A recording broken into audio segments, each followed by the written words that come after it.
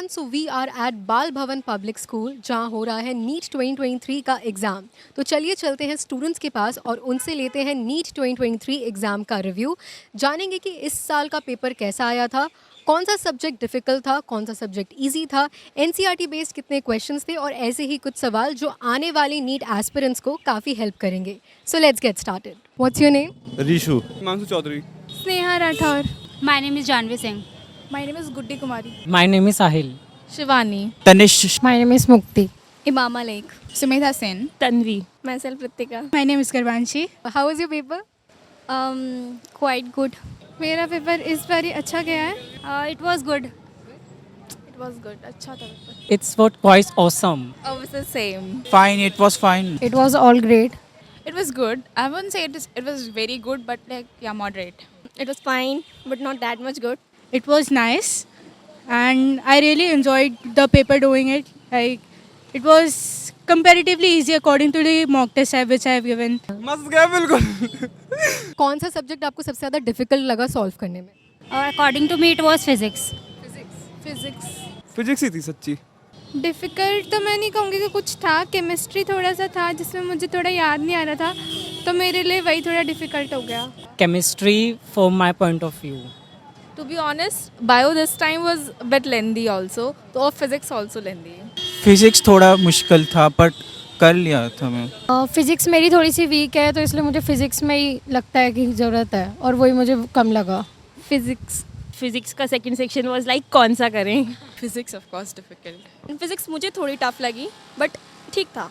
Chemistry a bit harder. Last year के comparison में इस साल का पेपर कैसा था? आसान, बहुत आसान आया। लास्ट ईयर मतलब थ्योरेटिकल जाते मतलब न्यूमेरिकल थे उसमें, बट इसमें थ्योरेटिकल थी पूरी। इस साल का थोड़ा बेटर था. I think easy थे इस साल के question. हाँ easy थे. प्रीवियस ईयर स्टेटमेंट क्वेश्चन ज़्यादा थे, बट इस बार भी स्टेटमेंट क्वेश्चन अभी भी ज़्यादा थे, बट थ्योरेटिकल पोर्शन और ज़्यादा था. डायरेक्ट एनसीईआरटी से नहीं थे, बट ड्रिवन क्वेश्चंस थे. तो आप अगर आपने गो थ्रू हो चुके हो वहाँ से, तो you will crack them all. कोई ज़्यादा खास डिफरेंस नहीं था, बस जैसा पेपर आता है वैसे ही था, मतलब अप टू एक्सपेक्टेशंस। पिछली बार से पेपर इजी आया था. In my view, paper was good. Similar सा ही था format basically. Previous year के कंपैरिजन में जो अभी का पेपर था वो फिजिक्स ठीक था, केमिस्ट्री इजी थी, काफ़ी सारे रिएक्शंस आए थे जो हम कर सकते थे, एल्डिहाइड के भी काफ़ी आए थे, और बायो बहुत इजी थी, zoology स्पेशली बहुत इजी थी. Previous year जैसी ही थी, but I think it was a bit easier for physics and biology. Chemistry was something bit harder, but most like 10 to 20% questions were based on the previous year questions. NCERT based कितना था paper? Zoology सारी NCERT based थी, पूरी zoology 70-80% botany NCERT based, और chemistry more than 80%, और physics सब बाहर से मतलब थी यार 50%। सारे एनसीईआरटी बेस्ड ही थे, सिर्फ एक नहीं था, वो मुझे चेक करना पड़ेगा कि एनसीईआरटी से है या नहीं. मेरे को तो ऑलमोस्ट सारे NCERT बेस लगे. हाँ सारे थे. It was proper NCERT paper. Correct exactly. मतलब फेमस एक एक लाइन पढ़ने वाली थी. सेम ड्रिवन थे सब कुछ. अगर आप उससे गो थ्रू हो चुके हो ना, आपको ड्राइव कर सकते हो क्वेश्चंस कहाँ से पुट हुआ है, किस पेज से, किस लाइन से. इसलिए वो माइंड में प्रिंट हो चुके थे वो पेजेस, जितने बार आप NCERT रीड करते हैं. अरिहंत की बायो से पढ़ा था तो मुझे वो क्रिस्प था. यस, पूरा एनसीईआरटी। हाँ, एनसीईआरटी बेस्ड था पूरा पेपर. एनसीईआरटी बेस्ड तो पेपर पूरा ही रहता है. Yes, it was from NCERT examplers plus the text itself. हाँ कह सकते हैं एनसीईआरटी बेस्ड था, क्योंकि सीधे फार्मूला बेस्ड काफ़ी न्यूमेरिकल्स थे, और रे ऑप्टिक्स वगैरह के भी काफ़ी अच्छे अच्छे क्वेश्चंस थे, तो एनसीईआरटी सफिशिएंट. हाँ, it was based on NCERT. So were 3 hours sufficient for you? It was sufficient. For me, it was sufficient as I had given a lot of mock tests before, so it gave me a practice. Yes. हाँ, क्योंकि routine कर मतलब daily mock test देने, तो मेरे पहले हो गया था 3 घंटे से। हाँ जी पूरे थे. Yeah.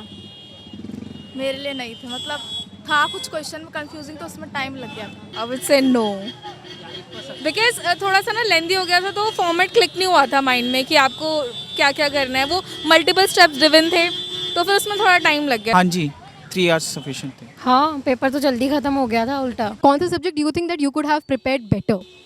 Definitely chemistry. Chemistry. Physics थोड़ा और. Zoology, I guess. Physics I think अच्छा प्रिपेयर कर सकती थी, but Chemistry. Physics obviously. It was physics. But paper अच्छा हुआ फिजिक्स में. Correct physics same. जोलॉजी. कौन सा सेक्शन सबसे ज़्यादा लेंदी या टाइम टेकिंग था? बायो ऑब्वियसली, बट अगर एनसीईआरटी पढ़ के जाएंगे तो ठीक थी. जोलॉजी स्टेटमेंट बेस्ड क्वेश्चंस थे, उनमें नॉर्मली टाइम ज़्यादा जाता है. बोटानी. फिजिक्स. फिजिक्स थोड़ा बॉटनी में थोड़ा कंफ्यूजिंग क्वेश्चन था तो उसमें थोड़ा लगा टाइम. Obviously bio.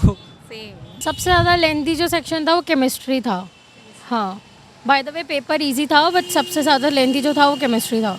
लेंदी फिजिक्स था, एज यूजुअल हमेशा से फिजिक्स ही रहा है. Time taking for me was biology because it consisted of like statement based questions which involved like reading very carefully. So finally, how much percentage or marks are you expecting? I am expecting above 600 but let the answer ke decide. 400 500 approx. 630 के approx और more than that. मैंने किया तो 668 का है. 13 questions मैंने छोड़े हैं. बाकी नेगेटिव कितने हो जाते हैं तो वो उस पर डिपेंड करेगा. 400 plus. 300. Above 600.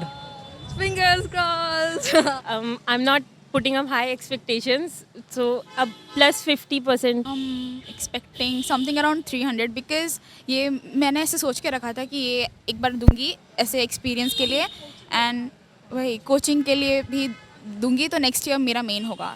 500 above I'm sure about and let's see. 400 plus and less than 500 I guess. तो जैसा कि आपने देखा कि इस साल नीट 2023 का पेपर मोस्ट बच्चों के अकॉर्डिंग इजी था, डिफ़िकल्टी लेवल कम थी, ज़्यादा लेंदी नहीं था और एनसीईआरटी बेस्ड था entirely. So hope this video, this student review was helpful for you and see you soon in the next video.